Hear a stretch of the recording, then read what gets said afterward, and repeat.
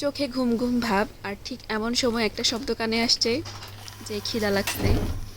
তখন আমি একটা মিনিট সময় নিলাম যে হ্যাঁ বলবো না না বলবো, কিন্তু না বলার কোনো অপশনই ছিল না। কেন অপশন ছিল না সেটা পরেই বলবো। সো হ্যালো এভরিওয়ান, কি অবস্থা সবার, কেমন আছেন? আশা করছি ভালো আছেন। চলে এসেছি নতুন আরেকটা ভিডিও নিয়ে। রাত তখন অনেক হয়েছে, আমি চলে গিয়েছি রান্নাঘরে নুডলস রান্না করার জন্য, কারণ গুঞ্জনের বাবার অনেক বেশি খিদা লাগছিল, যার জন্য আমাকে রান্নাঘরে গিয়ে নুডলসের স্যুপ রেডি করতে হয়েছে। কারণ আমি তাকে বলছি যে ডিম নাই, যদি ডিম থাকতো তাহলে আমাকে রান্না করে দিতে হতো, আর এটা ছিল আমার কাছে সহজ টেকনিক। তো যাই হোক, এদিকে আমি তো নুডলস বসাই দিছি, এরপর সামান্য পরিমাণে একটু লবণ দিলাম। এটা খুবই সহজ, এটা আপনারা সবাই জানেন, তাও বলতেছি। পরিমাণ মতো পানি দিয়ে নুডলসটা দিয়ে দিলাম, এরপর মশলাটা দিয়ে সামান্য পরিমাণ লবণ দিয়ে দিলাম। তো যাই হোক, এদিকে আমি অপেক্ষা করতেছি নুডলসের স্যুপের জন্য। আর ডিম ছিল, এজন্য আমি ওকে ডিম পোস্ট দিব, যার জন্য এদিকে আমি ডিম পোস্ট রেডি করতেছি। আর বাহিরে এত পরিমাণ অন্ধকার ছিল, যেহেতু গভীর রাত ছিল, আমার অনেক বেশি ভয় লাগতেছিল। আর বাহিরে যখন তাকাই অনেক বেশি ভয়ও কাজ করতেছিল, কিন্তু কিছু করার নাই, আবদার তো আমাকে শুনতে হবে।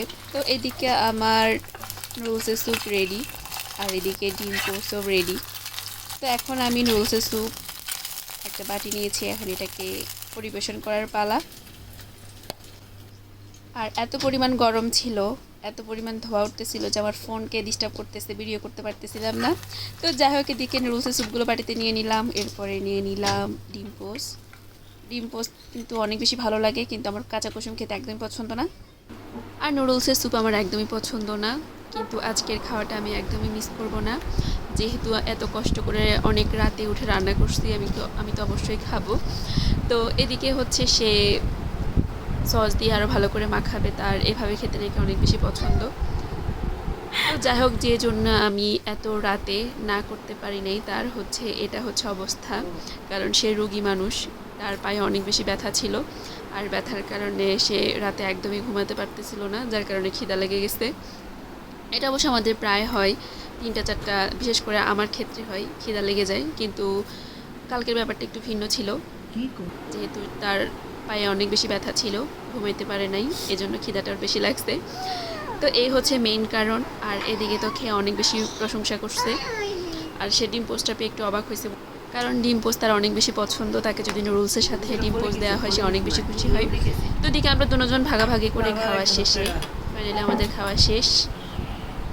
এরপর আমাকে এই জিনিসপত্রগুলো ধুতে হবে, এগুলো আমাকে ক্লিন করার পর এখন আমাদের ঘুমানোর পালা। ভাগ্য হচ্ছে তিনজন ঝামেলা করে নাই, আমরা সুন্দরভাবে খেতে পারছি। আর আপনাদের আমাদের মতো এরকম অবস্থা কার কার হয় অবশ্যই কমেন্ট করে জানাবেন। তো আজ এ পর্যন্তই, সবাই ভালো থাকবেন, সুস্থ থাকবেন, দেখা হবে পরে অন্য কোনো ভিডিওতে। আর সবাইকে অনেক অনেক ধন্যবাদ যে এতক্ষণ ধরে কষ্ট করে আমার এই ভিডিওটা দেখার জন্য।